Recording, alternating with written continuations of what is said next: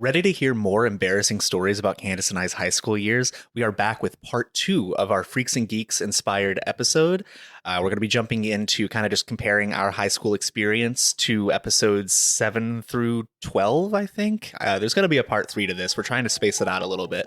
Anyway, I'm your co-host, Justin Tyler. And I'm Kandace Tyler. Welcome to the Couple Podcast.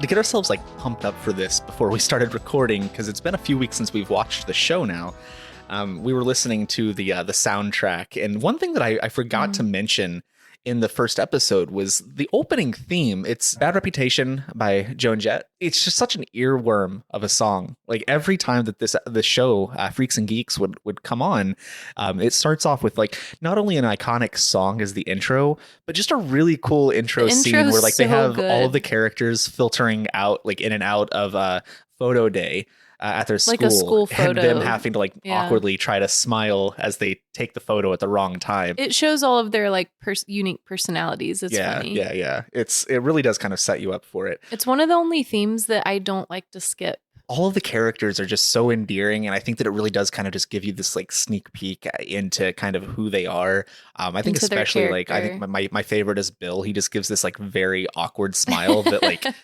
lingers and then decays, if that's the right word for it. The ultimate cheese, just a forced and it just turns smile. From a smile into this just frown, just sad face, and that's his character. That's his soul. Yeah. But yeah, it's just such an iconic opening. I was sad that we've somehow missed that in introducing the show and kind of getting into the topic. But for those of you who don't know what the fuck we're talking about, this is part 2 in a 3-part series. Kandace and I recently rewatched Freaks and Geeks, which is a cult classic television show from the 1999-2000 television series that aired on NBC, and it just has a great cast of future comedians and movie stars from the 2000s and on. Go listen to episode 1 or part 1, which would have been 2 weeks ago, if you haven't yet. But we're trying not to get too much into spoiler territory. I think essentially what we're doing with this is we're kind of breaking down the themes of each episode and kind of comparing our high school life and experience to what some of the characters would have been going through at this time. And it's interesting because the show the show aired in 1999/2000, but it takes place in 1980. And Kandace and we were in high school. I was in high school from 2004 to 2008. I think you would have been 2006 to 2010. Yes. And it's a lot of it's kind of the same. Very different. Yeah. Some of it's very different, but a lot of it's also the same. So it's been interesting to kind of just see how people just be assholes. Yeah, that's why I enjoyed watching the show, because it just really made me kind of relive my whole high school experience a little bit and feel all the cringe and all the uncomfortable feelings and all the funny shit that goes on. So we'll primarily be focused on Kandace and I's high school experience, just using Freaks and Geeks as kind of the guide here.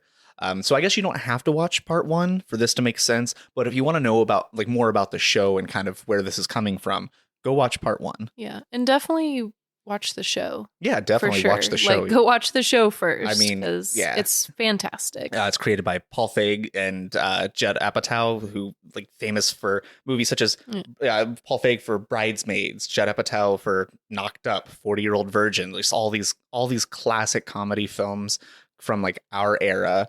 It's a treasure. It is. And we've kind of been after watching through the show, we've started going back and rewatching some of these movies.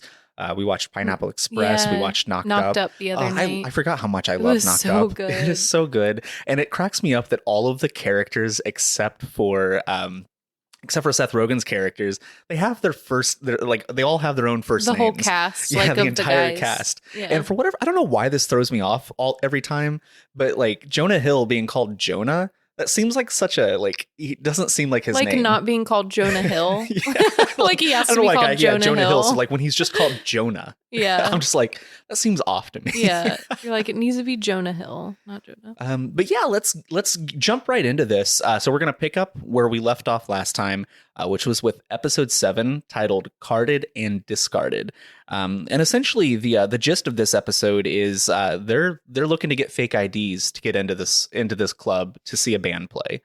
I have to ask, I know that you probably never had a fake ID because I think we both established in the last episode we weren't big drinkers or partiers really in high school, but do you recall people in your school or people that you knew like getting fake IDs? For sure. I knew tons of people getting fake IDs. The thought never crossed my mind at all. I definitely went to bars like in my college age years and like was served underage for sure. I like got drinks all the time at certain bars and like clubs when I was like in my late teens. But never prior to like college years though. No, never prior to college years ever. It wasn't until like college and I could kind of blend in with everybody, like some of the upperclassmen that I was going with. And just usually what would happen is someone would end up just ordering a bunch of drinks and I would somehow get one. So I never felt the need to have a fake ID. Okay. Do you remember the first time that you had, like not at a party or something, but the first time that you obtained a beer or a drink underage? Yes, it was several whiskey sours. And I remember that was like the worst night of my life. I was so ill.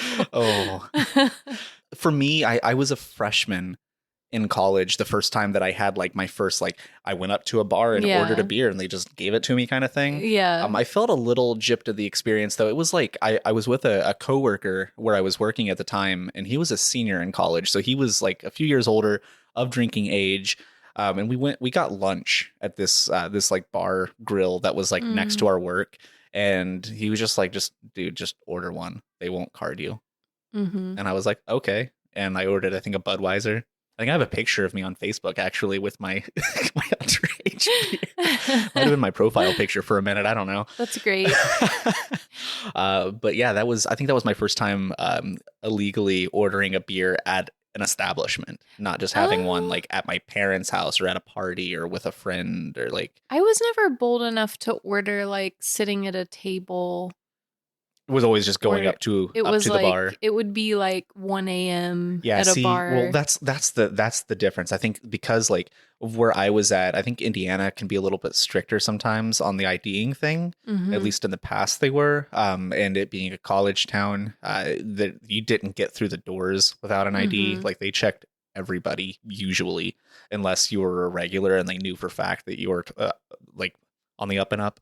Yeah. But it was hard to kind of just waltz in at a bar at like 1 a.m. and get anything. So I was never bold enough to try that. I do think that with the exception of there was like one club in my town where I went to college that was more of a music venue that served alcohol. And I think after this point, I might have gone up to the bar and ordered one and gotten something there. But typically they would even like bracelet people. I remember it was odd because I used to go visit my friend up at in Bowling Green, Ohio college campus. And I would go visit her a lot of weekends and I would go to a lot of those like campus bars and drink without being carded. But she actually worked at one of those drive-through liquor, like that is still such a weird concept to me, not being from Ohio, like the drive, like you can drive through and purchase beer and I mean not like hard liquor, I don't think, but you can purchase. I feel like it was a liquor store too. It was kind of like a weird drive-through situation. But since she was in a college town, she said most of the time she always ID'd, and for whatever reason, there was just one time where she didn't ID. And someone busted her. It was like an undercover person ordering. And she actually like got kicked out of her teaching program for that. That sucks. So yeah, so that was kind of like a hard lesson. And after that, I was like, that's the thing. A lot of these schools too, if you get in trouble, especially with campus police, if you get in trouble with campus police, like there is a very strict suspension and sometimes even expulsion. Yeah. Kind of as a result of underage drinking. I saw it happen to a few friends where like they were kicked out and had to reapply the next year. Yeah. And they had to like, write an essay and all of these things and go before a board and plead their case. And like I saw that happen a few times. Luckily, I never got into trouble for underage drinking. I think I was my group of friends. We were fairly smart about it until I Yeah. was actually of age and kind of doing more of like the party house scene like that. Things got a little more ridiculous there, but we'll probably jump into a college episode later on. It was brought to my attention that there was a follow up to this show. That actually it's not the same characters, but it's a lot of the same cast, and it's another Judd Apatow show that came out like a year or two later. That is based in kind of college years, but it's actually contemporary in like 2001, 2002. It takes place in the time that it came out. So we'll watch that because that's also kind of like has a cult following, and I've never seen it before. So maybe we'll kind of do another series of these later on where we talk more about the college years. Oh, cool. Talking about your friend that lived up in Bowling Green, though, this kind of brings me to the next kind of big theme that's going on in this episode. So there's a new girl that comes into school, and the geeks, Sam and Neil and Bill, they befriend, like they were like the first person of a group to get in and speak to the new girl. So like they befriended her, and they were really close for like a couple of days until like I think she discovers that like, hey, the cool kids want to talk to me, and then she kind of goes away. Do you remember like ever having an experience where like maybe you made a friend and you thought like, oh, this is going to be a good friendship or something, and like it just didn't last for whatever reason? Or I think that happened. I feel like in junior high, I had a group of friends and we were all pretty close. But then once we got to high school, I quickly realized that we were suddenly like part of the cool crowd. And I actually was the one who didn't want that. I think I brought that up in the last episode and I kind of strayed away. oh yeah, But it was one of those things where at that age, at least back then, things were a little different. So we acted a little younger than I feel like kids do now. But in junior high, I didn't realize that we were the cool kids, like what would go on to be like the kids that everyone wanted to hang around. And then once we got to high school and I started seeing like, oh, all of my friends around me are getting like, they're like head cheerleader and they're this and they're that and they're that. I'm like, oh shit, I kind of don't want to be sucked into this like whirlwind of the cool. So I kind of did the opposite and kind of just like slowly backed away. Like you did the Homer Simpson into the bush. Yeah. Yep. And we kind of hit on this a little bit in the last episode, but I felt like I was pretty good at kind of fitting in with most groups of people. Not that I would be like close with them or really hang out with them a lot, but if I were in a situation where I was around other people, I could usually fit in with them pretty easily, even though like I would probably have been considered like more on the, I don't want to say the freak side of it, because I was a smart kid. I got involved in a lot of clubs and stuff too. I did drama. We talked about drama and quiz bowl and all these things, I think in the last episode. But like I hung out with a lot of like the burnouts. Like I was in a metal band, and my friends all smoked weed, and I hung out with a lot of the skaters and the kids that'd be like stapling each other at lunch, and so. I don't know, like I kind of just fit in everywhere, but it was weird. Like I think that for me, every once in a while, like maybe you were like briefly dating somebody who was part of like maybe another group, or like they had friends in another group, so you'd find yourself kind of hanging out around people you wouldn't normally be around. Awkward, and it could be, but I remember like there were times where like I was like, oh, I get along with these people okay, until you break up. Yeah. And bye. Bye. Don't have to talk to you anymore. Oh, I was please thinking talk to me. the girl equivalent of like boys stapling each other at lunch are like the girls who wear their PJ pants and eat hot Cheetos during the mile in gym class. What? Did you not experience that? No, we had a gym uniform. You had a uniform? We did. Oh no, sorry.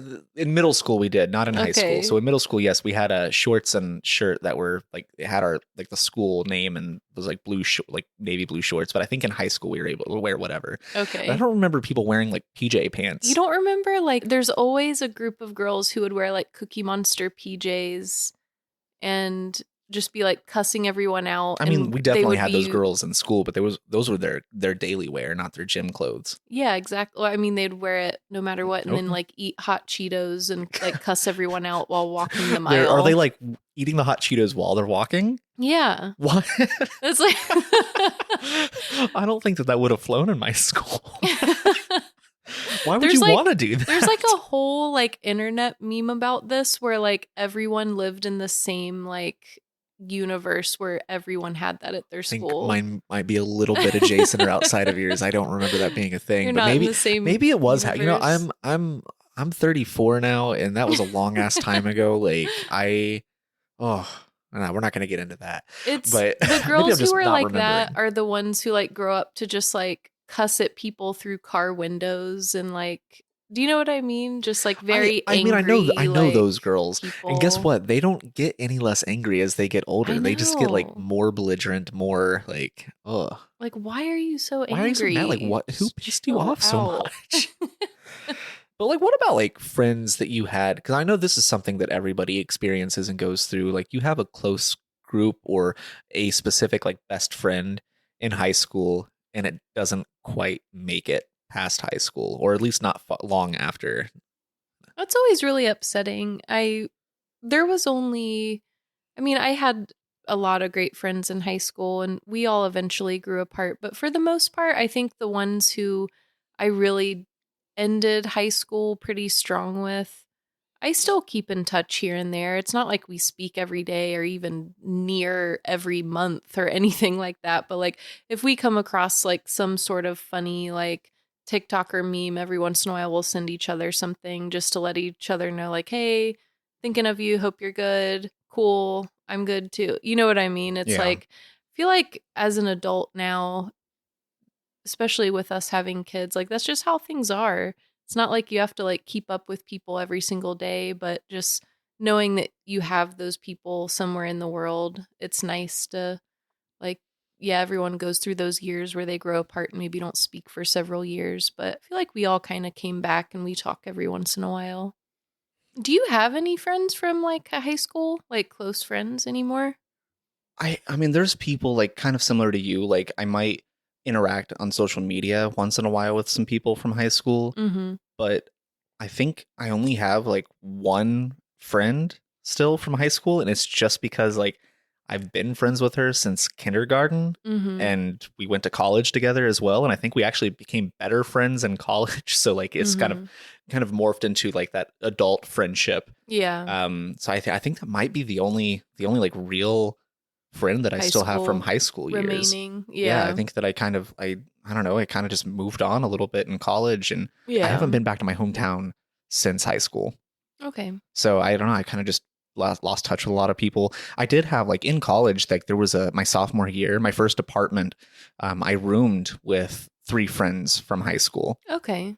And It didn't work out. no, that caused all sorts of problems, and that was kind of the beginning of the end of Mm-hmm. those friendships. It's hard to like, especially when you're living on your own the first time, and you've got Yeah. like four guys all living on their own for the first time, and And there's a lot of adult things that happen that you're not used to. yeah, And it's plus having roommates, period, is just conflict. I think you might be my longest running roommate at this point. I mean, you're for sure my longest roommate. No, it is definitely difficult. I mean, even with like a significant other going into like marriage, like it can be hard sometimes, like feeling like you want maybe your own space or your own thing going on, but you also want to include other people, and like I don't know, it can be a hard balance to find.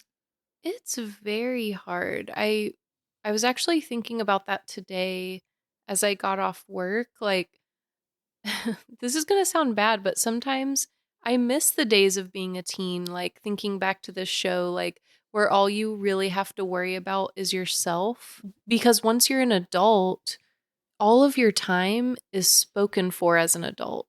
And it's like if you're a parent especially, someone knows where you are at all times. Like every minute of your life is spoken for.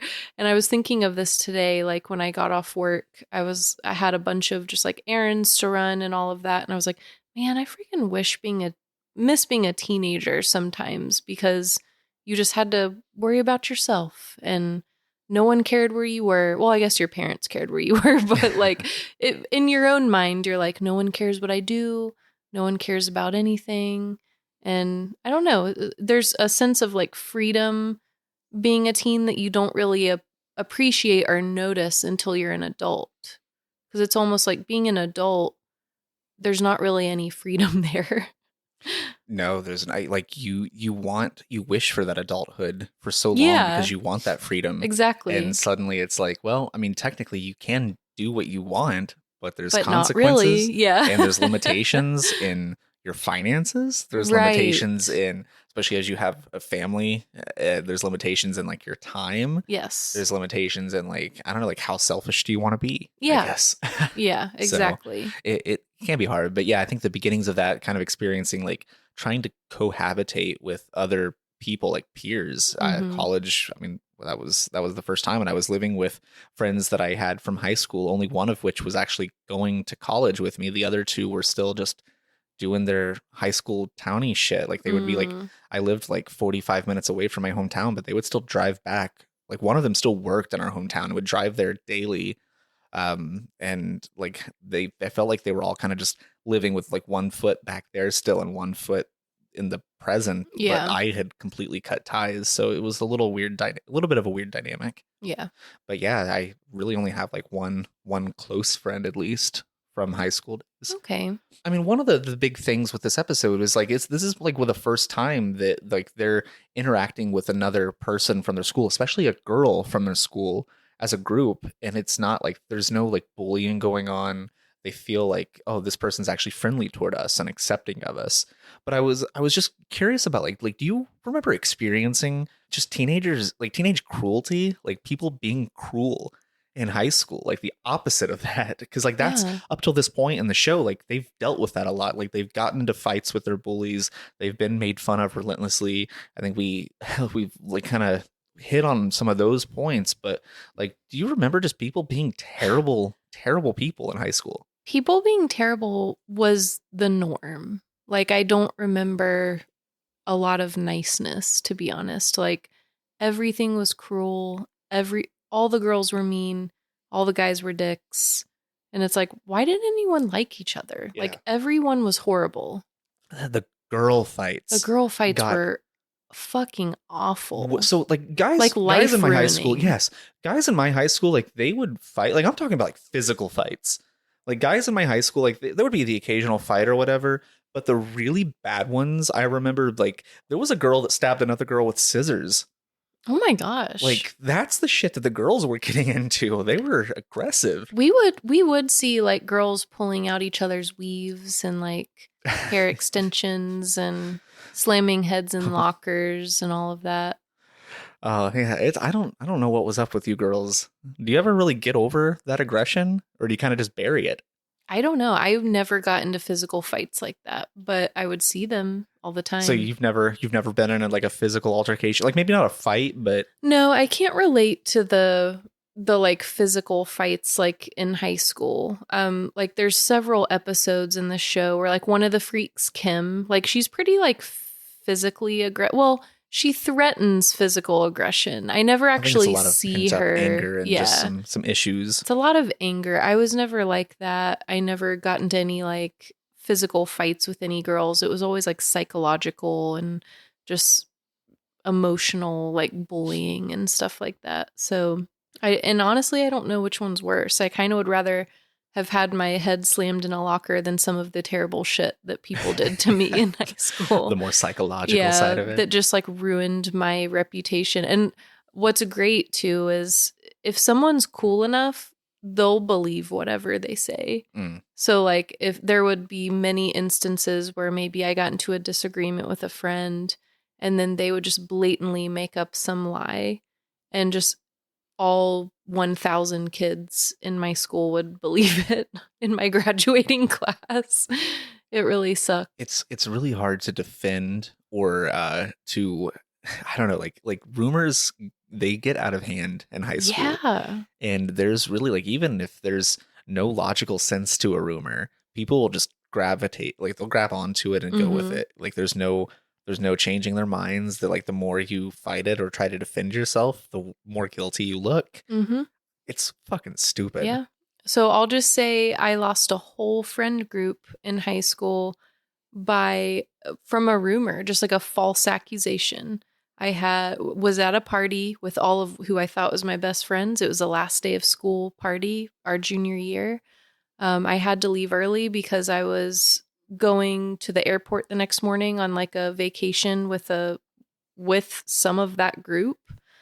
So I left the party first. And when I left, apparently someone couldn't find their iPod Touch or something.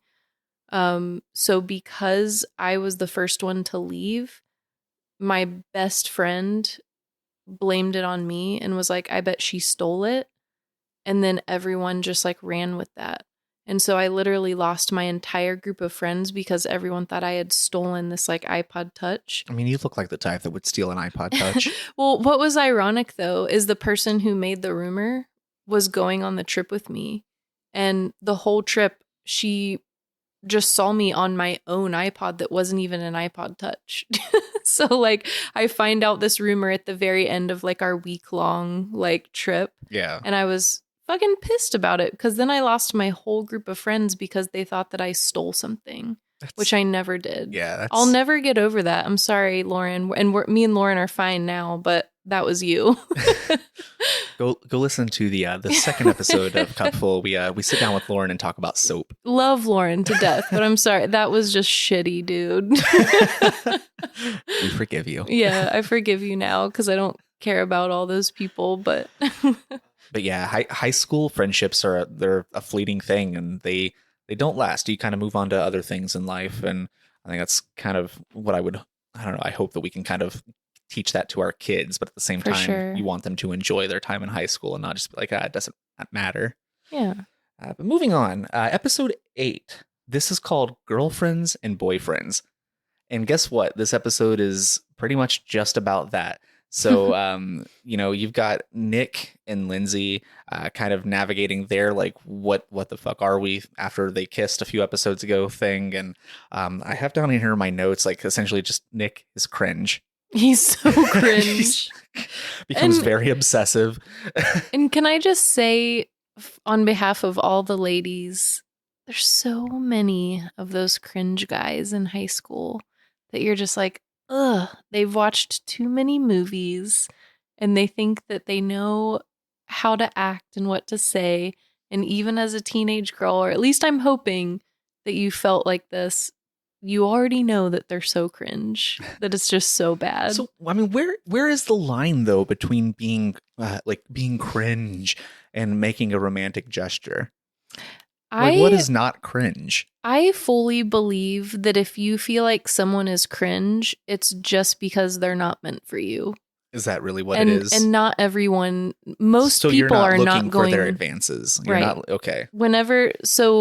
It brings me back to I've never actually read the 50 Shades of Grey series or saw the movie or anything like that, but I mean, that's in the realm of fairy smut, isn't it? No, it's not fairy smut at all. It's but it's just smut. Yeah, it's just smut. Just plain old smut. The old smut, the old gray smut. I saw something the other day that said 50 Shades is only sexy because it's a rich, like, millionaire who's doing it. If it were, like, a normal dude at the grocery store, it would be creepy. I bag your groceries.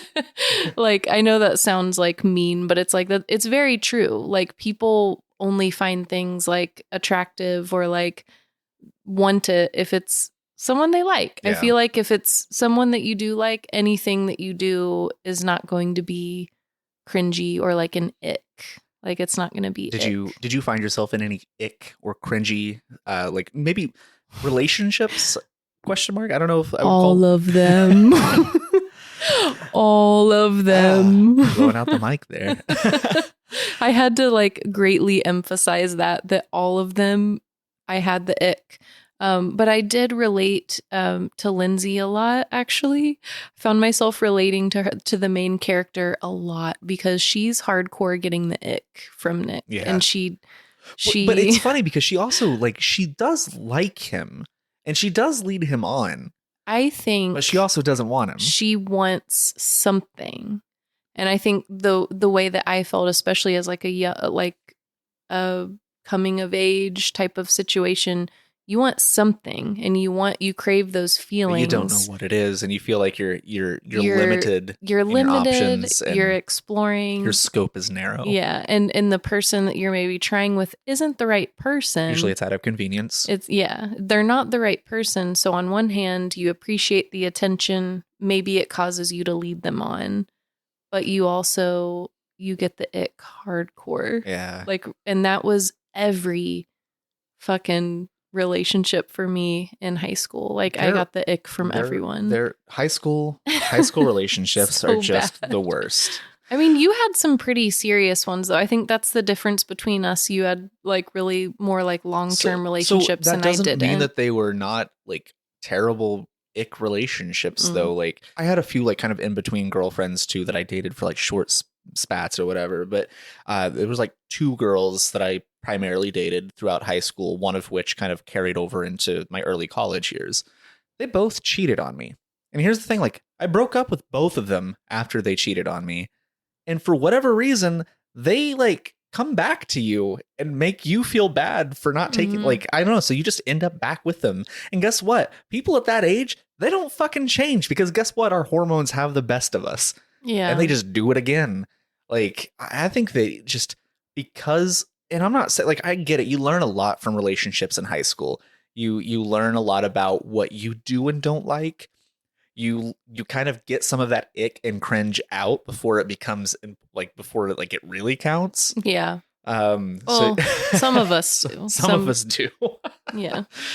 But god damn it, high school relationships are just, looking back on it, they're the fucking worst. They're disgusting. Yeah. It just makes me cringe. But that's what I loved about the dynamic between Lindsay and Nick is it was so true. The writer did such a good job at portraying that so much, just that feeling. And the whole time I kept thinking, I don't know if guys ever felt like this in high school, because I feel like guys are just hormones. They just don't, they're just sex or whatever. No, it's not there's 100% ick and cringe on our end too.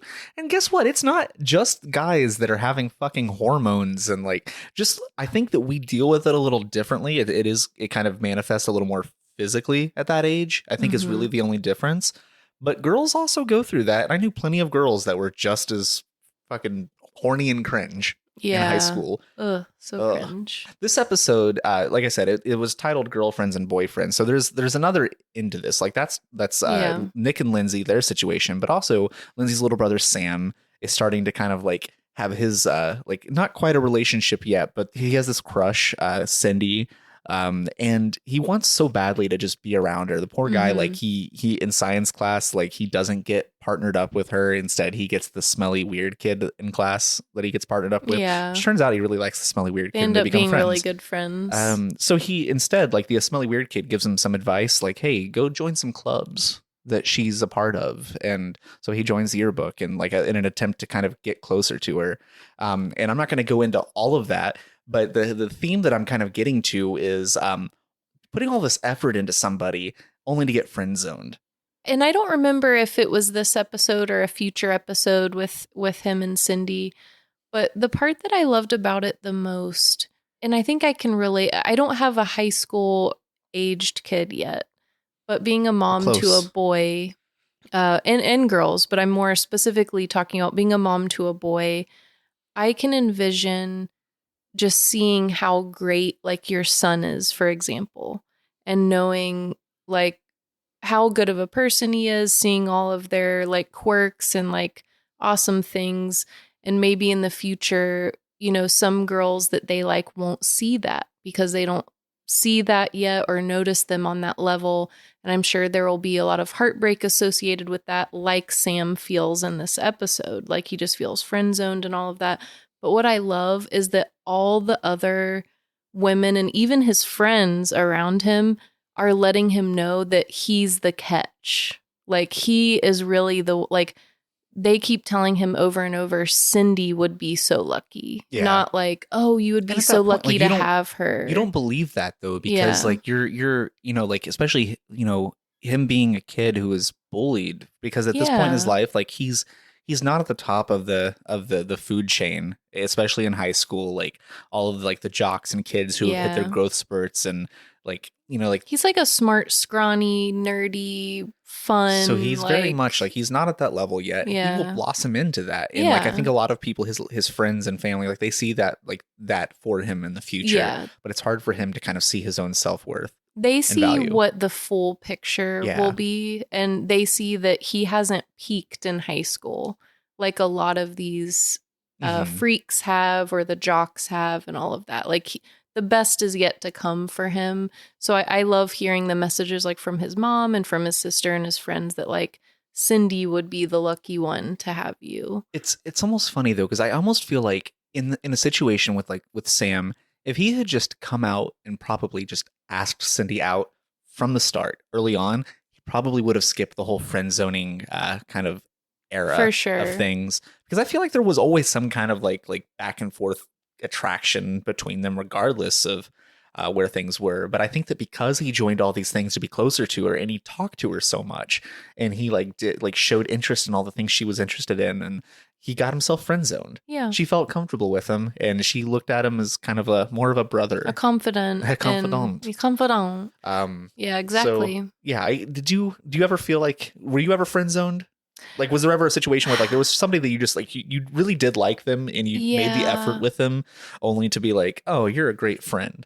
I got friend zoned majorly one time, and it actually really hurt. Like that was a bad one. It was a pretty close friend, and I think I was too, I know this is hard to believe, but like I was too funny, too awesome, too good of a friend. And I just got friend zoned like majorly, because back then I tried not to like let any of my actual feelings show. So like Sam, I wasn't being direct and like letting people know how I felt. So I ended up getting friend zoned, and because I was trying not to come on too strong. From experiencing getting the ick from so many people, I didn't want to be giving the ick, if that makes sense. So I think because of that and not letting my intentions be known, that was a hard one. And then just seeing the friend that like you kind of like just like end up going out with like other people while you're friends, and you're just like, cool. It sucks. And you have to be there to like talk with them. And like when they have relationship problems, they talk to you about it. Just like Sam and Cindy in this episode. And like, you just want to tell them like, you're not right for them. Yeah. It's just like Sam and Cindy. She's like ends up friend zoning him and going out with someone else. And like, yeah, that's a hard blow, and it really sucks. You missed your chance. I do wish that high schoolers, like at that age, I wish that people had, first off, this is where I feel like I wish our kids did have the foresight to realize that like high school's not the end all be all. Like, take chances in high school. Like, if you can't like, ask this girl or boy out or whatever and deal with the rejection at that level, like it's gonna get harder in life. Like, life is gonna get much, much harder than that. It's not the worst thing that could happen. Take chances. If it's something that you want, go for it. But also thank God that it's not the end of like everything. Like, for some people, I know a few people that have married their high school sweethearts, and they're still 7 kids deep, and they're loving their life. I'm assuming. You're assuming? I mean, they keep having kids, so we're finally at that age where I think that most of our peers are slowing down a little bit on the kid having, or some of them, I guess, are starting. Most of them are just starting, in my opinion. Yeah, I guess it's on both ends of the spectrum. Yeah, I feel bad for. I think I feel worse for the ones that are just starting. Ooh, mid-30s and having a baby. Yeah. Yuck. Oof. That's the ick. That is the ick. Sorry for you guys. I don't know that I necessarily like had like just because like I did spend most of my high school years kind of like in a more long-term relationship, but I do remember like in kind of one of those in-between periods where one of my girlfriends had cheated on me, and we broke up, and I was single for a while. I had a friend all through high school that like we were great friends. I always secretly kind of had a crush on her. Like we got along really well. And I did briefly date her. We went to our like my senior prom. I actually went to my senior prom with her. But it was like one of those things where like I realized like shit, like we really are just better as friends. That was like there was no chemistry to that relationship whatsoever. And I think it kind of ruined the friendship. Oh, Yeah, so that's kind of sucked. that So does suck. whatever, you move on, life changes. So episode 9, we've got Spirit. This one is again in an attempt to get close to Cindy. Sam auditions to be the school mascot. So are they the Vikings? They're Was the that- Norsemen? The Norsemen, yes, the Norsemen. Norsemen. So similar, yeah. But there's just like this goofy mascot outfit that like has this giant like I don't even know, is it paper mache? It's just like a giant, I mean, it's a giant mascot outfit. Shout out to Shia LaBeouf, baby Shia LaBeouf. Oh yeah. Who plays. When I realized that was him, Yes. it was like he's so tiny. He's so little, and he plays the mascot for the team. So he's playing like a sophomore in this this episode, But I'm he pretty looks sure. like 8. And he's so tiny. But what's funny is in the show Even Stevens, the show that he got really big, I'm pretty sure he was young. He was like a freshman in high school. So he was playing a character even younger, but he looks like 10 years older. Yeah. I always thought that was such a weird thing. Like I almost didn't recognize him at first. Well, like 'cause he's he was tiny. so tiny. He was so little. And Sam's he's doing this mascot thing not because he wants to, but because like Cindy kind of like gave him the puppy dog eyes, like we really need a mascot, and he's spending more time with her, and he's just seeing because he's around like Cindy's a cheerleader, her boyfriend who she just recently started dating is a jock on the basketball team, so he's seeing them around each other and seeing this relationship just kind of go on and being in the friend zone, like he's getting jealous. I know you and we both kind of like have our spats with jealousy and insecurities. And I think a lot of it probably comes from just past experiences. But even in high school, like, do you remember dealing with a lot of those emotions? I mean, every day. What was a Monday without some jealousy and some friend zoning and all of that? That was just a constant in high school. The other thing kind of going on in this episode, and I thought this was something that I kind of found funny. You have the freaks who are just so anti-school. They get into an altercation with a group of kids, a group of jocks from a rival school. And this just happens to be the school that like the big basketball game's coming up, and it's the rival team, and they're going to be playing them. So everyone's like, they're having their whatever with the next town over. Even the freaks get in on the school spirit, and they're all like, by the end of this episode, they're all like, yeah, like cheering on at the basketball game, and everyone's like, wow, didn't realize you had so much school spirit. And did you go to a lot of school events, like sporting events? And so I was never really into sports, but school sporting events I really got into. Because we had a really big school rivalry with the town next to us, too. Our district was split into 2. We were east and west, and it was a huge rivalry, like very, very huge. Well, especially when you literally in your school district, you have an east and west. I think that just causes a rivalry. It causes a huge rift, and especially when everything is so close to one another. So our school specifically, for whatever reason, all of the freshman students would go to school together. So East and West freshman students would go to one school just their freshman year. And then after freshman year, after you became friends with all of the kids in the other district, they would split you up to East and West high school. And then it just kind of fueled the rivalry for some reason. So you're like, you motherfucker, you didn't stay my friend. I'm gonna beat your ass in basketball. So we would kind of, I don't know, everyone would just meet back up at the big game, and it was always a huge community event. Cool. Yeah. I always found it funny that your school district, because my little sister also went to the school district. I did not. I grew up in a different area, but it was east and west. But it seemed like most of the school district is actually divided up north and south. Mm-hmm. So I never understood that. Yeah, I don't know. I don't know, but it was really fun. Yeah, I would go to the big like homecoming for football, and I would go to some of the bigger games because there was usually some kind of like event or a dance or something attached to it. Again, I would kind of dip in and out of certain friend groups depending on who Yeah. I was dating or something. So I might go to just be social and hang out. It was never really to watch the games though. Yeah, I can't remember ever actually like sitting down and watching any of the games. This thought just randomly popped up in my head. I thought of like East and West rivalries and school spirit and all of that rolled up with jealousy. Do you know the beach water park? Yeah. I remember I had to have been like a freshman or sophomore, like young. All the teens used to go to the beach water park. It would be shut down and they would turn it into like a club, like on the weekends. And and we basically like everyone from both schools would be there and just get into these huge fights, but also people would just be clubbing. Clubbing. Like these kids would be like just like disgustingly clubbing. It'd be like go shoddy. And then the other half your would be birthday. like getting into these fights and like the police would be there. I feel like this happens like in I know I've seen on the news like they've really come down on like even Kings Island. They've come down on like you have to have a parent or chaperone with you if you're not over a certain age and like blah blah blah like because I think the beach Yeah. shut down so like they go to places like this. They go to the movie theaters. They go to like teens be finding places to it's turf war. It really, Yeah. it really does kind of feel like Yeah. it's just like, your cliques extended past the the old school bell Yeah. into the outer world. And They get passionate about their East and West and yeah, spirits.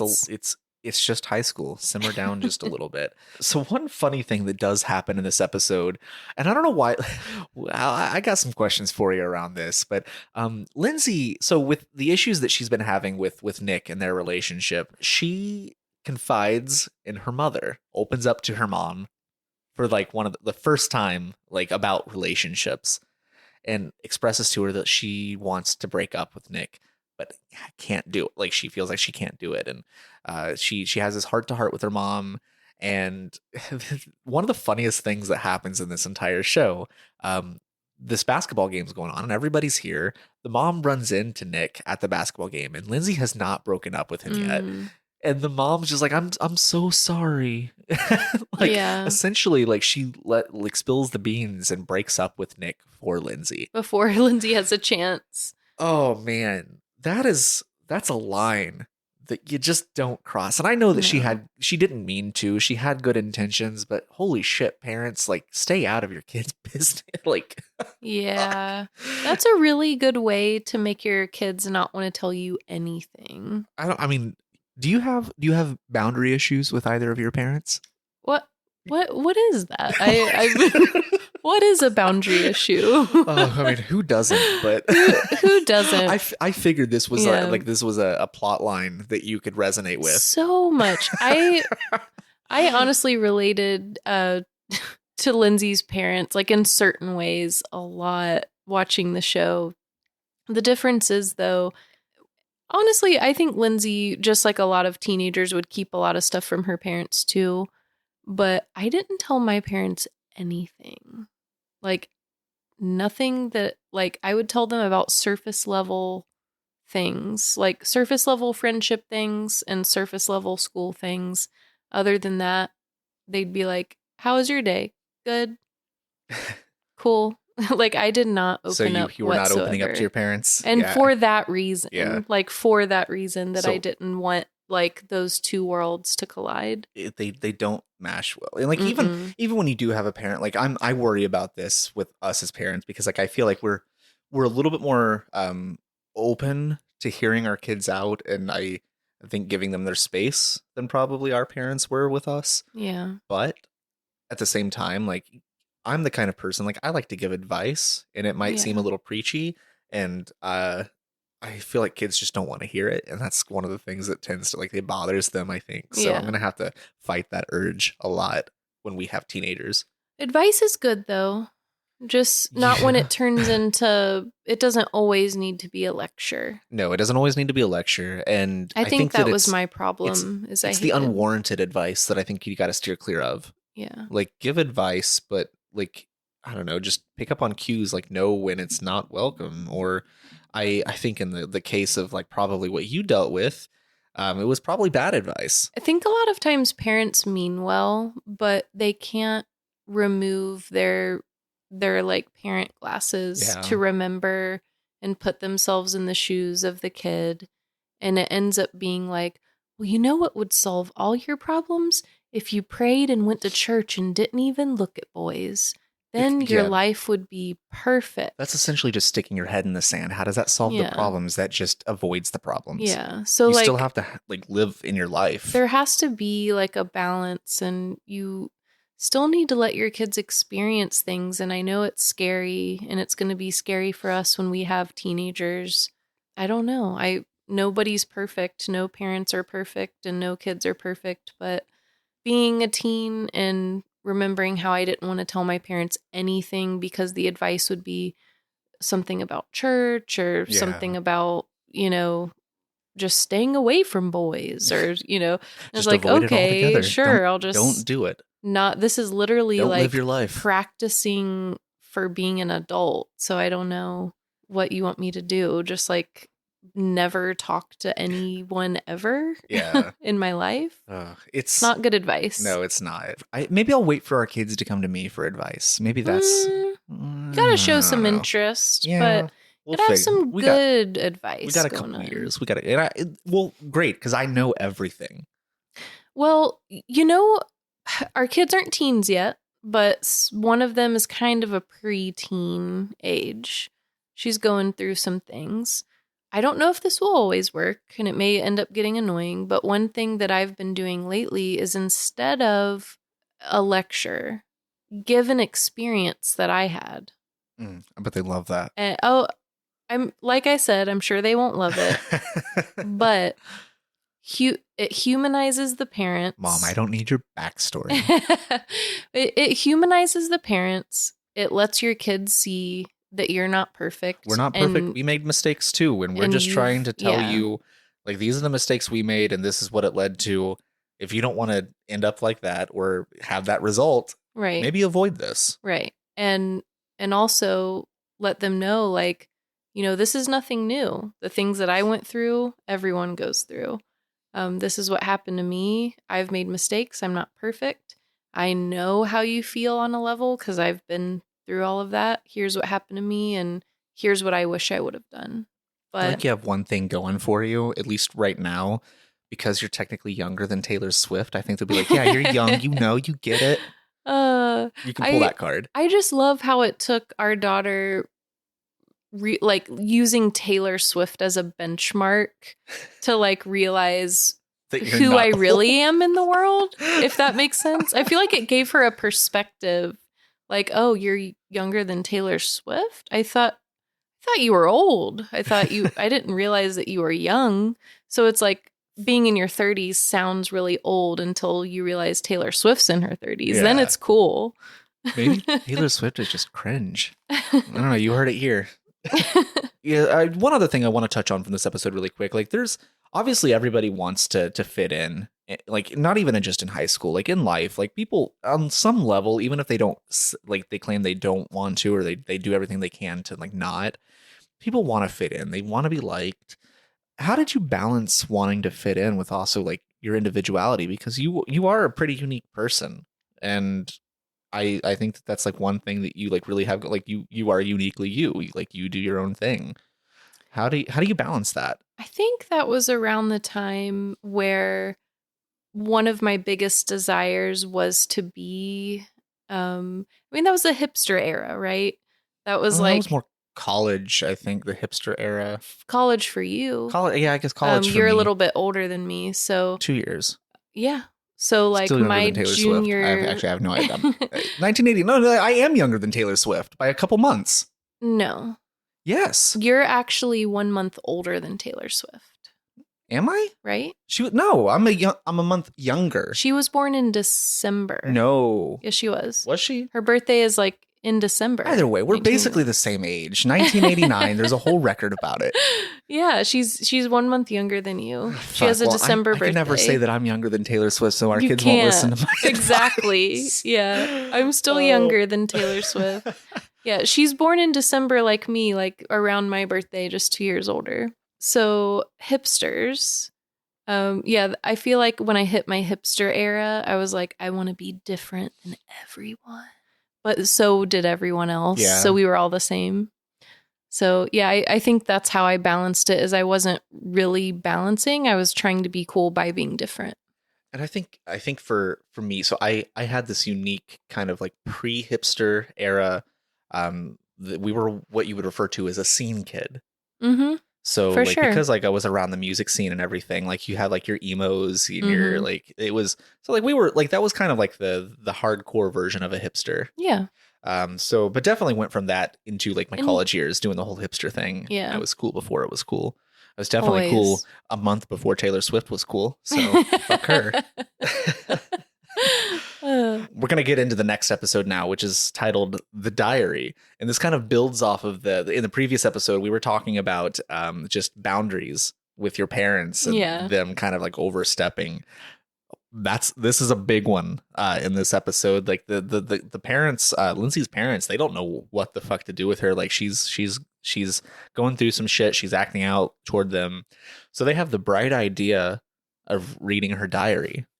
They're hoping to find some like juicy shit that she's done. When really all it does is kind of, I think it hurts. They get their feelings hurt and they end up feeling like, fuck, we have a shitty marriage. Like, I think it kind of backfired on them a little bit. Kind of hurts their feeling. They end up basically just hurting their own feelings by hearing what their daughter She really talks thinks. about like not wanting to end up like her parents and like how like awful their marriage seems. Yeah, like to her mind. To her, yeah.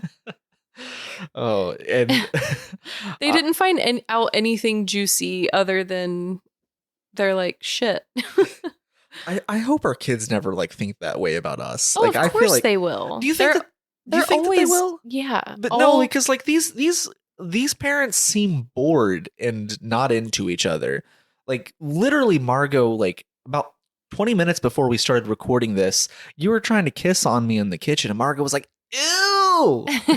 They get so bothered when we kiss. I mean, who wants to see their parents kissing? But that's the thing, is like we still kiss even at this age. So like I hope that our kids never think that like we're not like good for each other, or we're not like, I think that I want them to know that we're in love. I mean, here's the thing.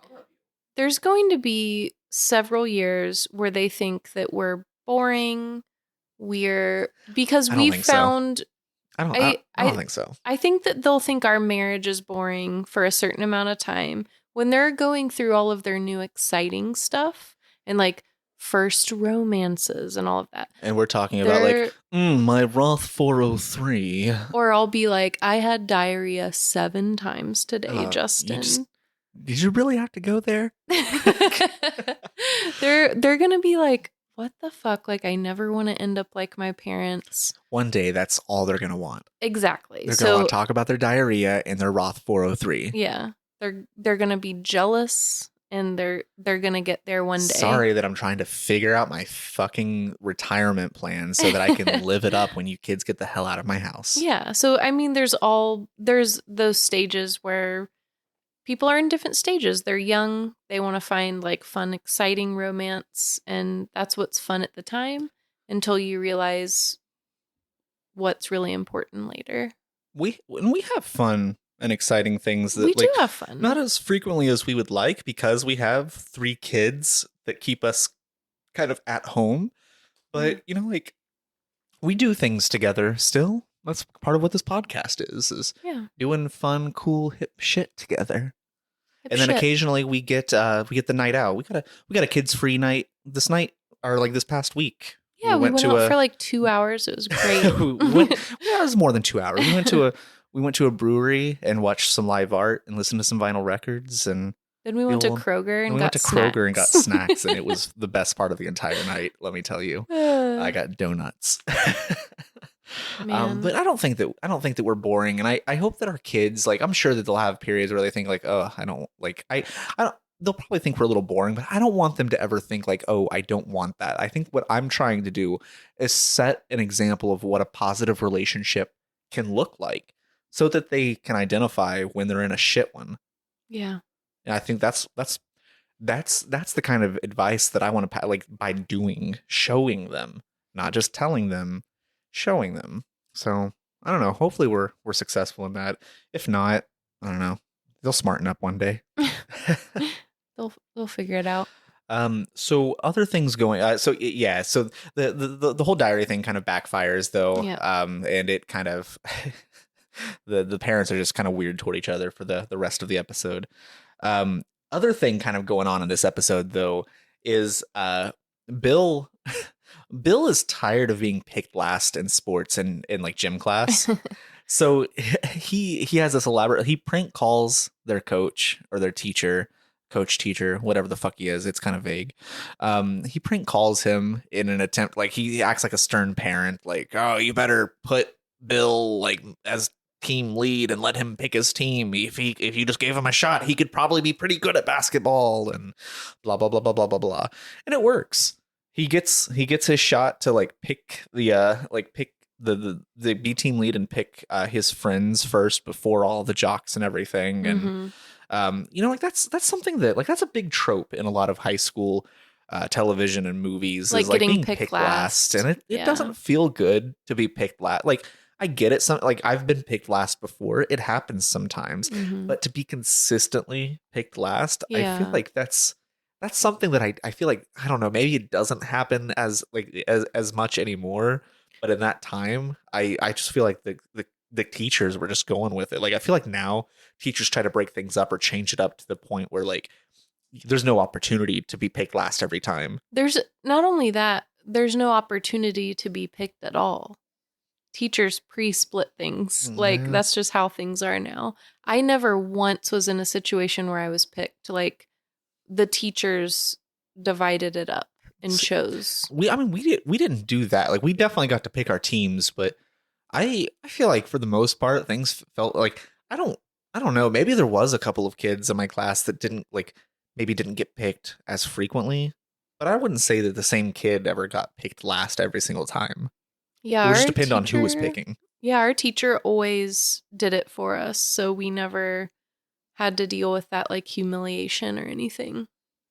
Yeah, I can imagine that would be hard. And there's definitely, I mean, again, the show takes place in 1980. Right. I'm sure that was probably the case then. Yeah. But yeah, so prank call leads to, like the geeks are on top for a day. They have their moment in the sun. Prank calls. Did you ever prank call in high school? Of course. Or was that like more middle school? Well, I was going to say that was more middle school, elementary, to be honest. But oh, I definitely prank called in high school. I don't think high school I did. Nothing jumps out to me, but one thing that made me proud the other day is I feel like if I would have prank called, I would have never told my parents that I did that. Because I would be like, I would get in so much trouble. You'd be in trouble for prank calling? Oh, for sure. Like I feel like your dad would have laughed at that. Well, in my mind, the relationship I had, I think your dad would have loved it. I would have never said that. But I picked our daughter up from a sleepover not too long ago. And I was like, how was your sleepover? And I was expecting her to just be like, oh, it was fun. Like how I would have, used to tell my parents, like, oh, it was good. And she goes, it was great. We talked about boys. We prank called several people. And she even like told me like what they said and all of that. And she was like, and then we gossiped about people. And then we did crafts. And then we did TikToks. And I was thinking, at one point in my head, I was like, oh my God, like that, oh, what's going on? And then the other part, I was like, you know what? That's just testimony to show like how close we are. Like she could share that with me. She's proud of it. I'm just going to encourage this. I do think that we have a different relationship. Yeah. That could bite us in the ass at one point. It really could. Yeah. But I think that there's a balance to it. I want our kids I want our kids to think that we're cool enough to where they look up to us and they actually take our advice to heart. Right. That's all I hope for. Yeah. Like, I will still give them real advice, or if they get into trouble, they'll get into, like, get real punishments. Yeah. But I want them to feel close enough to us to where, like, when we tell them something, they know, like, oh shit, like that's real. Yeah. I need to pay attention to this. Yeah, it was like, who did you prank call? Oh, we prank called so-and-so's crush, and we told him that he spent $600 on his mom's credit card. And he was like, what? And he gave the phone to his mom, and the mom got on the phone, and we screamed and hung up. So I was like, oh, you know what? That's fun. Like, that takes me back to like elementary days and like middle school when we used to call and just be ridiculous to people. Prank calling is so much harder now because, like, who answers their phone anymore? Exactly. So, like, it's not like you're like dialing star 67 to these like cell phones and people are actually answering. Because it would just be like spam no likely. caller ID. No one's going to answer that shit. We could get away with that back in our day. So you don't think you prank called in high school? Not high school. No, not at all in high school. But I remember several instances like junior high sleepovers, like late elementary school. I mean, everyone had a house phone at that point. So like elementary school was super fun to prank call people. Mm-hmm. And looking back, like we thought we were so believable and like tricky. And just like picture yourself as a parent now, like, that's a fucking fourth grader prank calling your house. Like, you're not being fooled. Like you have like a fourth grader be like, excuse me, ma'am, is your bathroom leaking? Because I'm going to put a plumber in you. What? Why would you say that? That's an awful prank call. That's not the delivery. It doesn't even make sense. I don't know what joke you're doing. Is your refrigerator running? Well, you better put him back in his can. Oh, that's Prince Albert. Okay. Anyway, no, I did prank calls. Is D's there? D's nuts? D's, that's what they would be saying now. That would be Milo all day. Yeah. So I did still prank call, and I think this might be the difference in maturity between boys and girls. But I mean, Blink 182 made prank calling seem fun, so I was still doing it in high school. But I've mentioned earlier that I had one of like those like OG YouTube channels. And I was prank calling for YouTube. For YouTube? For YouTube. We would film it and put it up. Oh, yeah. Okay. I remember like this was when like, you could get like like voice changing helmets from like from like characters in movies and stuff. Yeah. So like we had like Optimus Prime from the Transformers. We had Darth Vader mask. Like we'd put them on and we would use those to like talk to the person and prank call them. And just really just piss them off. And not let up. And if they hung up on us, we'd call back until they answered again. We were relentless. And we'd post these on YouTube. It was a good time. That's fantastic. I think more on the vengeful side of it. I'd mentioned earlier that I may or may not have had a girlfriend that cheated on me, and I was looking for my payback. So what did I do to get back at this bitch for cheating on me? I would call my local pizza place and order the most complicated pizza possible and have it delivered to her house. Wow, that's psychopath behavior, but... No, like not just me by myself. Like me and my friends would do this, so I'm not doing it alone. Okay. But for you young listeners, there was a time where you used to have to call the pizza place and put in your order that way. You still can. And then they would drive the pizza to the house, and then you would pay for it at the door. They still drive the pizza to your house. They're not robots that deliver in some places. Levitating. You ever seen like the Grubhub like little delivery bots? Like the robots at B-dubs? Like that, but in some areas. But they drive? Okay, so what? I work on a campus. There's just Grubhub bots that take food orders to different dorms and places like around campus. Well, back when we were younger, no, that was not a thing. No, but no, like you're so it would, my thinking was like, oh, I'm going to make the most complex pizza here. And it's going to, the workers are already going to be pissed off that they had to make this pizza. So and then it shows up to the house and like, oh, we didn't order that. So do you have to pay for the pizza even if you didn't order it? I don't know. Like, what do you even do? I don't know, because I was never on the receiving end of it. Because So really, you're just being an asshole to the delivery person. my fat ass, if I had cash on hand Yeah. and somebody had ordered a pizza to my house, I would have been like, I'd be like, cool. okay. Yeah. Here you go. Here's $20. Give me the fucking pizza. Yeah. It like somehow feels free, but it's not at all. It's just you didn't have to spend the work. I didn't have to like it. think about like, what am I going to eat tonight? It was just brought to me. Yeah. So, but yeah, that was kind of my prank calling experience. Like we prank called a lot still in high school. I'm surprised that you didn't, but again, maturity level. It's a different thing entirely. So episode 11, Looks and Books. What the fuck was this episode about? Looks and Books. Oh, this is Lindsay. So the freaks ask Lindsay to help like use her parents' car to help them pick up some music gear for a gig they're going to be playing, and she gets into a wreck. And this is kind of like the catalyst for like her parents like when this happens, her parents ground her. She kind of like, she's tired of the freaks getting her into trouble all the time, so she like splits off from them. She goes back to her life as a mathlete, as an academic, and tries to fit back into that world of things. And can you remember what you got in the most trouble for in high school? And it wasn't even me who did it, but it was like, and it has to do with a car too. I got my license, I think when I was 17. I was working at the movie theater. I was sharing at the time a car with my mom. So I would just take it to work basically, or whenever she wasn't using it. She didn't work, so I could pretty much use it whenever I wanted. But it was kind of like the family car, because our second car was my dad's work truck. So if we were ever going anywhere as a family, we would take that car, like in the evenings to dinner. You get the point. I went to the theater one night. It was the night before Thanksgiving. The temperatures dropped and we got like a whole bunch of snow. It kind of like iced over a little bit. Anyways, I was closing at the theater, came out at 2 a.m. I don't know if you remember those 2 a.m. closings. Oh, yeah. You'd just be so tired. You'd come out in the back parking lot. I get out there and my manager closes the door and like locks up behind us. And I go to my car and I can't get in because two of my friends had come to the parking lot while I was working and saran wrapped my whole car and it froze. Oh.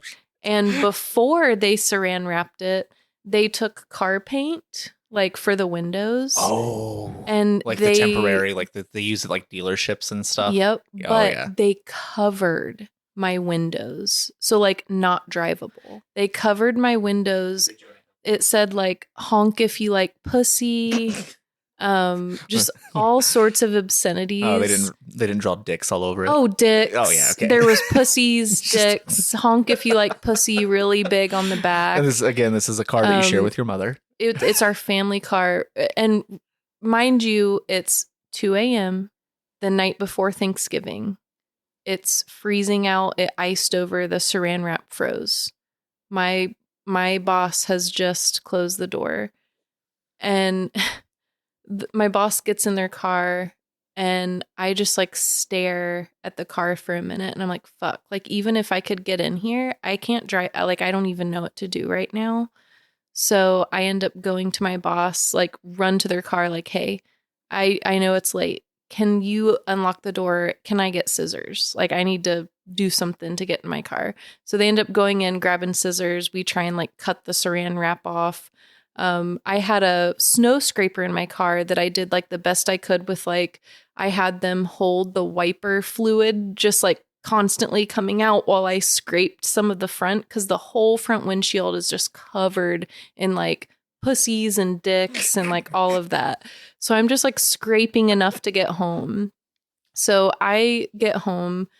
My parents were livid and they're like, what are these friends that you have? Like, who would do this? Like, they're absolutely livid. So my dad takes this car through the drive-through the next day, like the next morning. It would not come off. Like the paint wouldn't come off. So we drive to Thanksgiving. He couldn't rub it out. We could not rub the dicks out. And so we are all crammed in this car. the next day driving to my grandparents' house for Thanksgiving, and people are honking at us on the way to Thanksgiving because they really like love pussy. Yeah. And I remember just with each honk, my dad is just getting more and more pissed. He's so mad. And like, what's funny is like, they're mad at me, not because I did this, but because like, what low life friends did I have? Like, and they were like legitimately concerned about my life. So again, very relatable to Lindsay. She's kind of Yes. going through some of the same things. Do you think that getting into trouble at this age, did it make you try harder or rebel more?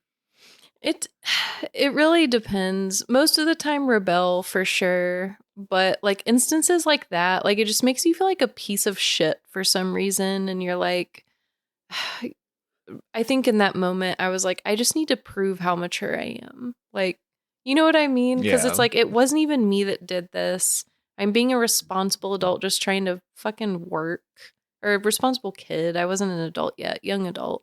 And people were just drawing dicks on my car, like in the snow. Well, I've definitely done my fair share of pranks involving drawing a dick or forking in the shape of a dick or saran wrapping a car, but not before Vaselining.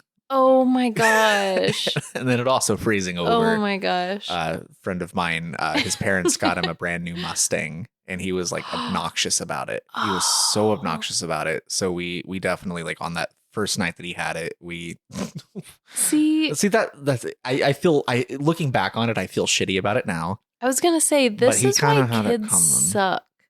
Like, you can't even have nice things without kids like ruining it. What 16-year-old needs a brand new Mustang? None of them. But like damn. This is also, so he eventually I think he wrecked this Mustang a week or two later. Oh shit. Needless to say, his parents did not replace it with another Mustang. For sure. He got a slightly more used truck. They got him a little truck. It was still a really nice vehicle, better than like all the vehicles that the rest of us had, but it was used, a little more sensible. Yeah. This was one of my friends that oftentimes would, because I wasn't of driving age yet, he was a little older than me, would oftentimes drive me to school in the mornings. And he was the worst driver. Oh, especially in the winter. Like, I was scared because like we had to drive like 15 miles through back roads to get to our high school because it was like a shared high school for the entire county. Yeah. And it was a very rural community. So he would just go flying down like these icy back country roads in his truck. And like, I would just like fear for my life. Like, I thought I was going to die every single morning. I'm trying Chase, to go to math. if you're listening to this, I know you're not, but fuck you. Fuck you. Oh my God. Scared the shit out of me every single day. But yeah, no, don't get your kids expensive cars. I don't plan on doing that for ours. Because other kids are just going to like draw on them and saran wrap them.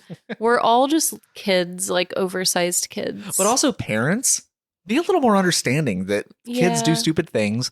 Don't blame your child for the actions of somebody else. Yeah. Kids prank. And if that's the worst thing that they're getting into, you should be happy about that. I would rather my kids be drawing dicks on people's cars than shooting up heroin. That was extreme, but I completely agree. There's probably a lot of other things before you get to heroin that I would rather our kids be drawing dicks on cars than doing those things. Yeah. But at least they're having fun. And it's, in the end, who does it really hurt other than like maybe your dad's pride driving to Thanksgiving with dicks and pussies on his car? Oh. Can you just picture my grandpa coming out though and seeing that and pretending it doesn't exist? Wait, which grandpa? JR. Oh, JR. Okay. Yeah. Very good. Gobble gobble. Off-roading. Oh, the other thing that kind of happens in this, again, in his attempt to woo Cindy and attract her, Sam gets a makeover. He notices that these other boys, like she's really into these guys with like the feathered hair, cool hair. And like so he tries to do this, and he goes to this store in the mall and asks for like recommendations from this fucking just weird mall guy, just a weird mall rat guy. He pushes this this jumpsuit this blue jumpsuit. Like a tracks or like what are like, they? It's like a full body, like almost like like think of like a mechanic's jumpsuit, like very disco jumpsuit on this like poor freshman in high school. Like think and of he's like like the thinking to Bee Gees himself, music like, video. He's thinking to himself like, oh, I'm gonna look so cool. Like this adult was like super pumped about this. He was like, it's like all the rage in Europe, like it's ahead of fashion in the States, and it was not. It was behind. We were moving out of the disco era by this point. We'll get back into that in one of the later episodes in part 3. Disco sucks. Disco sucks. But yeah, this poor kid, he walks into school with he tries to feather his hair, and he's got his full jumpsuit on, and it's just mocked relentlessly. And his crush comes up to him, and she was like, "Did you do something to your hair? It looks flat. Your hair looks really flat today." It's really flat today." And you can just see like he is completely crushed, deflated. Mm-hmm. Fuck, what was the cringiest thing that you wore in high school, or thing that you did appearance wise? Oh my gosh. I feel like everything early 2000s was so cringy looking. Oh yeah, so it's coming. cringy. I feel like it's starting to come back ironically, which I'm all for. One outfit that jumps out to me is like the hot pink polo shirts with the green alligator, and then the denim skirt with the capri leggings under it. And then the potato shoes. Do you remember the potato shoes? What the fuck were the potato shoes? They were like the potato Birkenstocks. Oh, do you remember those? Yeah. I remember that. Yeah, like everyone wore like the potato version of them, like this was like the closed-toed ones. Crocs and Uggs.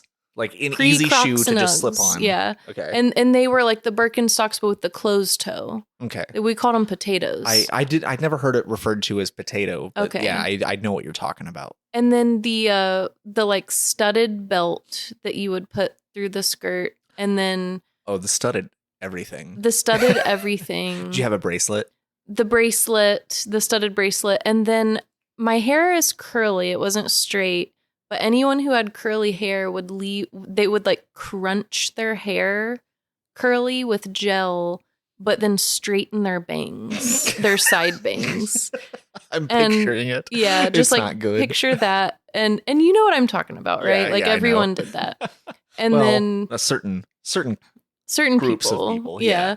And then we would just be thinking we looked so hot before like the school dances, just like walking in there. So, pre-hipster Justin, in his scene era, his emo scene era, I had long hair, and so first off, my hair when I had hair, well, I'm gonna still have hair, but when I had more hair, it was thick. It was thick as fuck. It was poofy. Mm-hmm. Was it as thick as mine? Yeah. So Margot is she's screwed. She's gonna have thick hair. It's not as thick as mine was. It's not? No. There's still time.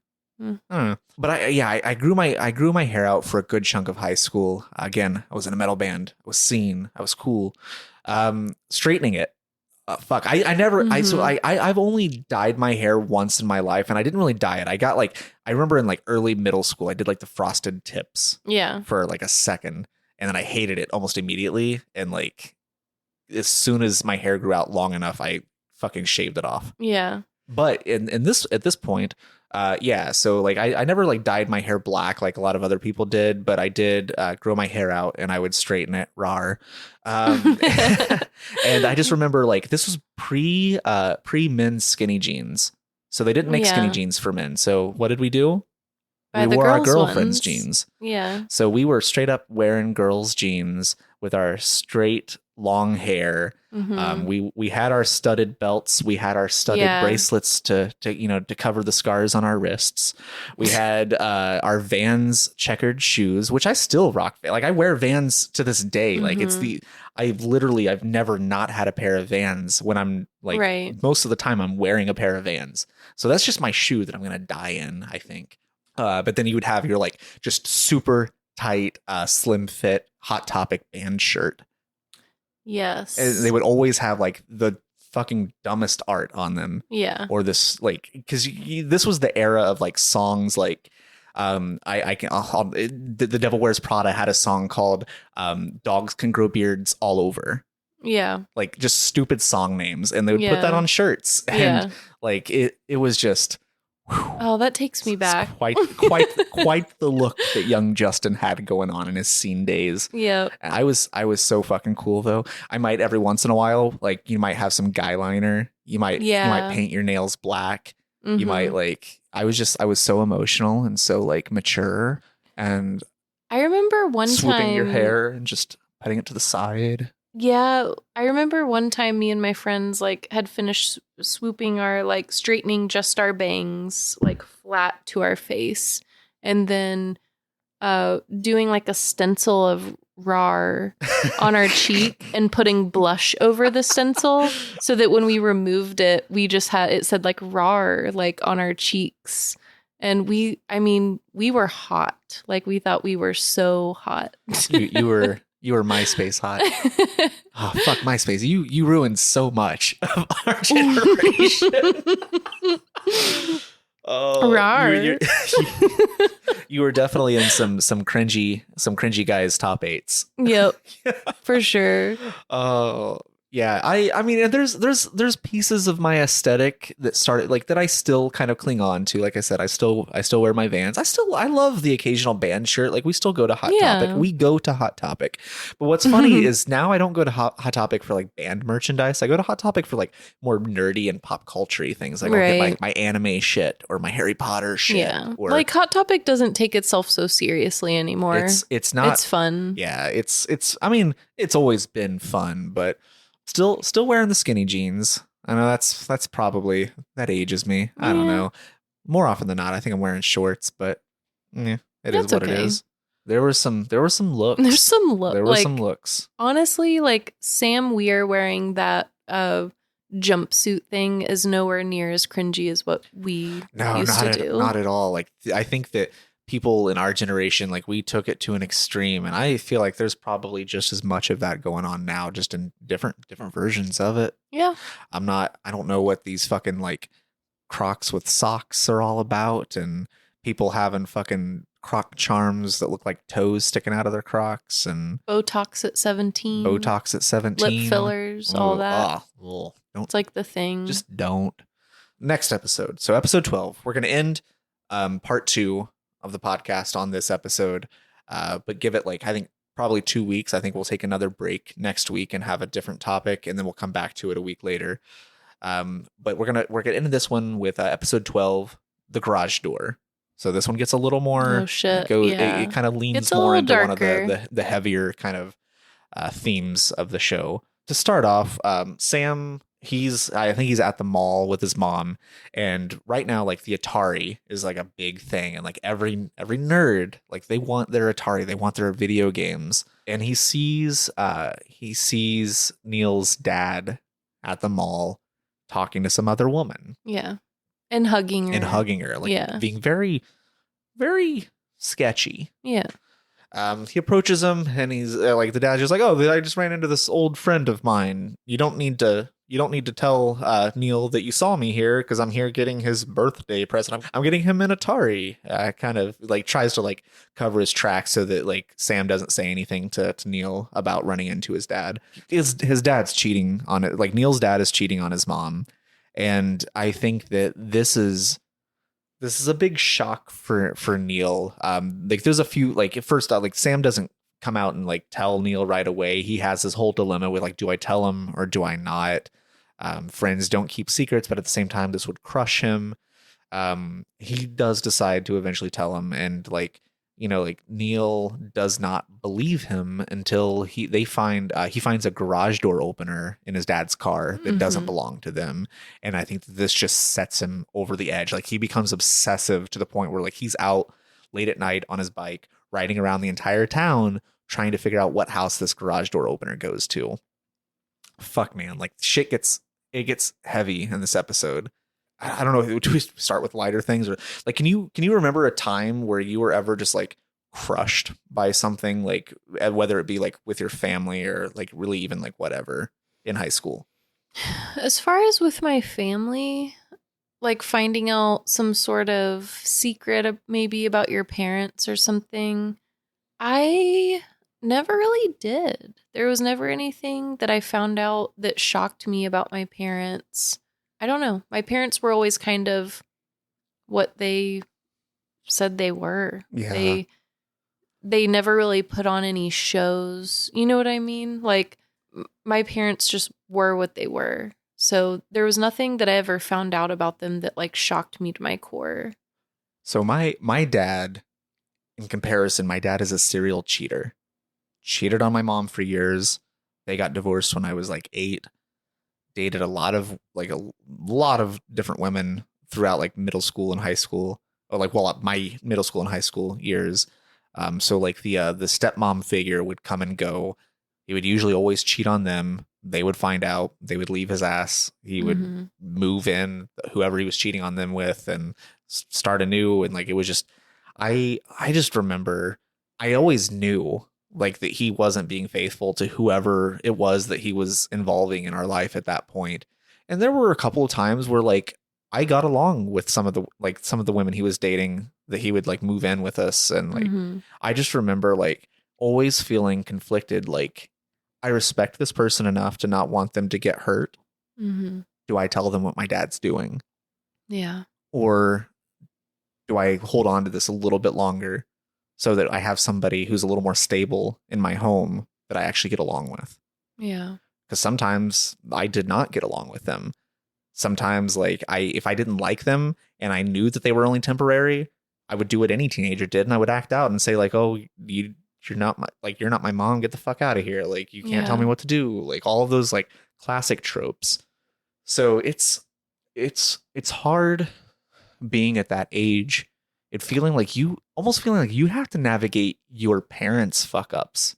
Yeah. Like I don't know, it's what do you do in this scenario? And like for poor Neil, I think that deep down he kind of knows, but he's just so in denial about it, and he's forced to kind of come to the like terms of like reality, like oh shit, this is a real thing that's happening.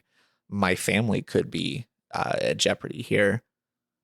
So it's definitely it's hard. It's hard being a teenager and having that stuff put on you. And I understand like adult relationships, they can also be difficult. Yeah. People in general, people are difficult. Life is hard. We are complex beings. Yeah. And it just sucks. It sucks in any situation though, for you as an adult, the actions that you make and the decisions that you make for that to fall, like that responsibility to fall on your kid at all. Yeah. Because especially when you're getting up into your teen years, like you feel like you're an adult, but you're not. And you're still at the mercy of your parents. And anything that they do is still going to be shaping your life from there on out. So I don't know. Yeah, I never dealt with that with my parents. They were always kind of like a anchor for me, I guess. They were just safe. So I never got that like kind of shock factor from them, I think. That's I I think that's again like it's just kind of a contrast between what I experienced. So it is nice that you kind of you know what to you knew what to expect with your parents, Yeah. and I'm hoping that like I not to the point where like we're so boring seeming to our kids, but like I hope that our kids just like know what to expect with us. Yeah. I don't think that either of us are like where we would ever do anything that would like put that kind of like, oh shit, our parents did this thing. Do I tell Mhm. the other parent or not? But I mean, it happens to a lot of kids. Like there's a lot of kids out there, like, and our kids, they might be friends with kids who are going through these things. And because of like just through association, they might feel some of these conflicting, like Sam, it wasn't his parents, but Yeah. he felt conflicted too because he was, his best friend. It was his best friend's dad. And does he Yeah. tell his best friend? Does he like keep the dad's secret? Like, what does he do in this situation? And it's not just impacting you and your family, it's potentially impacting other people too. Yeah. So it's all around. It's hard. Like people like don't put that shit on your kids Yeah. because life's already it's a lot to handle as a teenager because it's starting to become real. The pressure of life is starting to build up and teenagers aren't built to handle that yet. So that's why That's why it is so complex. That's why like everything, you feel everything so much more as a teenager. That's why, uh, suicide rates with teenagers is at an all-time high, and it really sucks that people just feel like, like life doesn't get any better. This never gets easier. I never get better at handling these situations. It really does suck to, like to see kids struggling in that way. Yeah. And it definitely happens. Just got real. It just got real, but I know exactly how to bring it back, because guess what? This is also the episode Tuba Girl. I just got way too excited. Tuba Girl. Tuba Girl.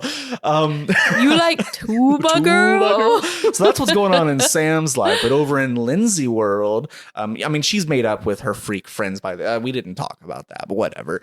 She's her friend Ken, played by Seth fucking Rogen. He's been kind of background character up till this point in the series, but this is his episode because he decides that he has a crush on this cute girl in the band, Tuba Girl. And he begs Lindsay, like, please ask her out for me. And she says yes. They go to the planetarium of all places. Have you ever been to a planetarium?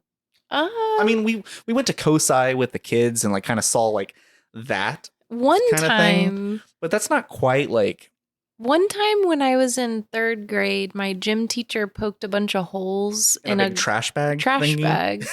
Yeah, and then no, I've never been to a planetarium. But I'm just imagining like they were going to this planetarium. Like, what were they? Yeah. Were they there for Pink Floyd? It was They were going to be listening to like Pink Floyd music while they do like a laser show, and it ends up like Pink Floyd, like, oh, that was last weekend, man. Tonight's country night. So it ends up being a bust in that way. But yeah, Ken, he goes on his first date with Tuba Girl.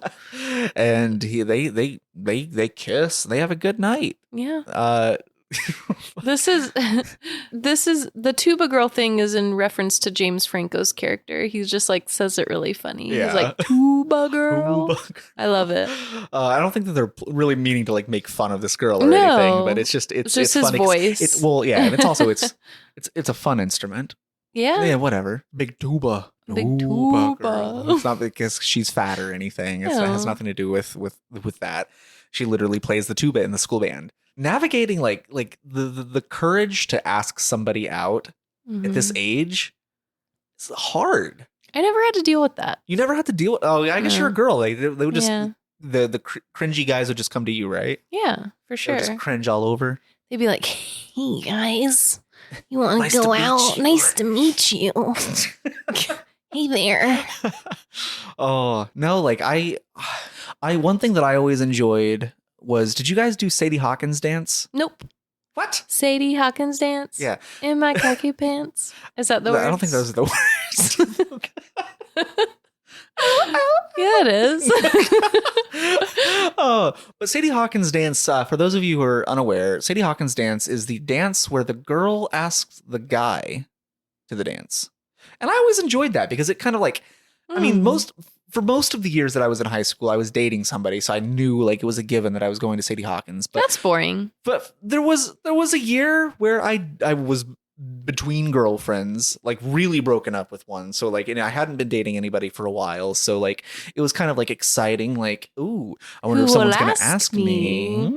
Yeah. And I got asked, and you do the whole matching shirt thing for Sadie Hawkins as well. That's like a thing. At least my school, that's what we did. So I just remember going to I remember going to the old Hot Topic, and we got matching Paramore shirts. Oh, that's cute. Because it was something that we were both into. Well, at least I mean I love Paramore, but like at that time I would have been like, oh yeah, Paramore's cool, I guess. But that you were like probably like, oh, I guess. Yeah, I mean, even though like Hayley Williams is like my like OG crush still to this day. So can I just say I Googled the lyrics? Yeah. The Sadie Hawkins dance. In my khaki pants. It was nothing that's not what better. You said. That's not what you said.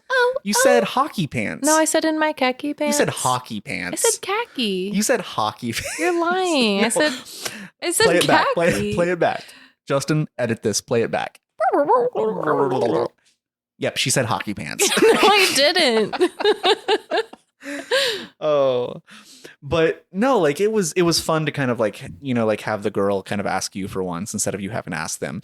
You know what was worse than that though? And I don't know if like we talked in a previous episode. I think it might have been the part one of this. I didn't have my first kiss until the 8th grade. But by like high school, like yeah, I was dating, I was making out, I was kissing, whatever. I still remember though, like the first time that you like hold somebody's hand, the first time that you go in for a kiss, like that anticipation Mm, fucking kills. yeah. And it's funny because like Ken's character in this, like he just looks at her. He like turns his head and he just looks at her like they're sitting at the planetarium, kind of like a movie theater, which in a lot of cases for me was my first time holding somebody's hand or kissing them. Usually it would be like one of those things where like you'd go to the movies with somebody and you would like kind of throughout the trailer leading up into the beginning of the movie, You'd put your you'd have penis in the bottom of the popcorn no, bucket. you're not. We're not doing. Can you stop with your vulgarities? And this is an innocent story about holding hands and kissing for the first time at a movie theater. Put it in the Pringles can, and The then you reach sequel, the next movie is when you do the popcorn trick. Jesus Christ. Anyway. But no, like, can you like you'd kind of like throughout the trailer, like you'd eat your snacks or whatever, and then the movie's starting and you're putting your snacks away because who wants to fucking hear like popcorn munching throughout the entire fucking film? I'm looking at you. You know who you are. It's me. Hi. Hi. I'm the problem. It's me. You put your hand on the armrest. Yes, on the armrest. And you just wait. And then like you wait for them to put their hand on the armrest. Yeah. Or they would have their hand on their knee kind of under the armrest. Yeah. And you would also put your hand on your knee kind of next to them. And like and just like you'd find like a graze. reason, like either maybe you're watching a scary movie and there's like a jump scare and it kind of like gives you a reason to kind of push your knee slowly. Like, oh shit, I got scared. And you push your knee a little bit closer to them so your hand is closer to their hand. Yeah. And eventually you're like the tips of your pinkies touch. Yeah. And then like, ooh, you're holding hands and you're like, okay, now how the fuck, like you're not even watching the movie. The whole time you're having anxiety around like, how do I turn this into like, we're going to be kissing by the end of this movie. Yeah. That's there. I don't know. Like those were some high stakes times. Like I felt like I was a fucking like, I don't know, like bomb diffuser or bank robber or some shit doing some like high stress situation. Kind of miss like that feeling of like, oh fuck, oh fuck, oh fuck. Like that is something that's like about like the teen years that like, I don't know, like it seems like, I mean, it's not innocent because you're literally fucking about to make out and shit. Yeah. But like there's something kind of like innocent and just kind of like new feeling about that. Like those are I don't know. Did you have a lot of like those like kind of like that anxiety that goes with like the first time doing something or? Yeah, definitely the anxiety. I feel like the more of the anxiety was like with the guys though, for some reason. I feel like especially in that time period, like the guys would usually, not always, but like a lot of times make the first move. So it was like on them to do it. Well, if it's that makes because sense. Will Smith in the movie Hitch taught us to go 90% of the way. Is that what it is? Like the guy goes 90% of the way, the girl goes 5%, and then the guy goes in the rest of the way? I don't remember. But yeah, I know what you mean. It's like the guy, I don't know, it's like ingrained in everyone that for some reason the guy makes the first move, which guy isn't makes first really move. the Guy case. pays for date. Guy does laundry. No, guy does no house chores. Girl does house chores. I'm getting my that's not really my the gender case. stereotypes all mixed that's up. not really the case now. And it's definitely never really been the norm for us. I feel like we've always kind of like superseded like the gender norms in our relationship. Like I cook a lot. You do a lot of the lawn work. Like we've discussed this before, but like we just like to switch things up. I appreciate that. Like we're neither of our, like, I don't think either of our pride is ever like hurt for the other person doing these things. I think that especially having 3 kids and 2 dogs and like all this shit going on, I think it's kind of just nice to like, oh, thank you so much for taking care of that. Like we appreciate each other in those ways because we both step in where it's needed. Yeah.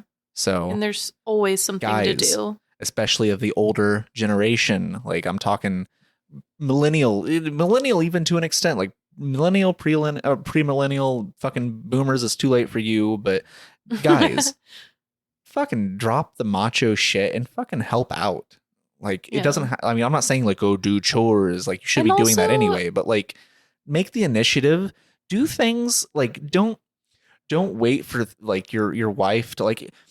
Here's the other thing. Like a lot of guys, like they always like this is like a thing, like a cliche where like guys say like, oh, like at a certain age, like you and your wife never get romantic anymore, blah blah blah. It's because at a certain age, men stop trying. They expect that the wife is just gonna like if she's in the mood, she's gonna do whatever.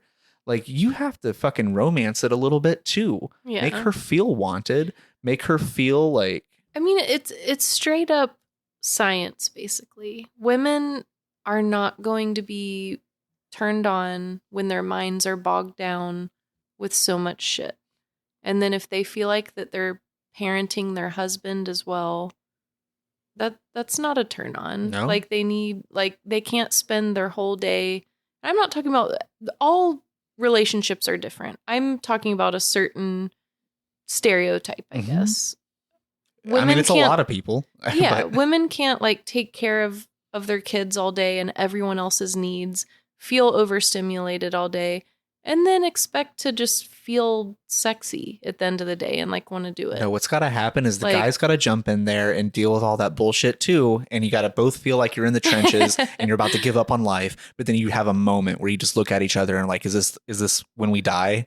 But you're like, no, this is when we fuck. And you're like, we're already dead. I think you and I went in two different directions. Put your penis in the popcorn. Oh, but That just got way off topic. that got way up. But no, but like this is, we always try to have like a takeaway or an actionable item at the ends of these episodes, like a little assignment. I think what I'm gonna do is I'm gonna start edging the fuck out of you with like that sounded way more aggressive. That like what I mean is like I'm not just gonna like hold your hand. I'm gonna start like doing like little things. Like I'm gonna like inch towards you and just like kind of like if you try to hold my hand, I'll pull back and like I'm gonna tease you with little things like that. Like with hand holding and then the kissing so that the kids aren't like ew all the time. Innocent edging. We're talking like PG edging. Mm. Yeah. You're going to be just brushing pinkies. Yeah. Okay. Well, brushing something. Okay. But no, like I think it'd be fun to try to like hey, I'm not gonna kiss you all day. And then I'll tease you all day about kissing you and you'll go crazy. And you'll be like, I just want it even more. I'll just work all day and then fall asleep by 9. Or that will happen. Who knows? We'll Just give you an kidding. update, listeners. That's okay. we But- shan't. This has been part 2 of our Freaks and Geeks series. Like I said, give it like 2 more weeks. We'll have part 3 out, Yeah. covering episodes Still have a 13 few through more. 18. The final of the finale, the denouement of the season. We've got some really great episodes coming up, and some situations that happen in some of those episodes that I'm excited to kind of talk about. It's as always, like as it was with the first time, it's fun kind of like getting to hear a little bit more about you and your high school years, and me oversharing about like my pinky touching, and I don't know, it's a fun time. And like I always say, honk if you like pussy. I am your co-host Justin Tyler. And I'm Kandace Tyler. Thank you for listening to the Couple Podcast. Honk.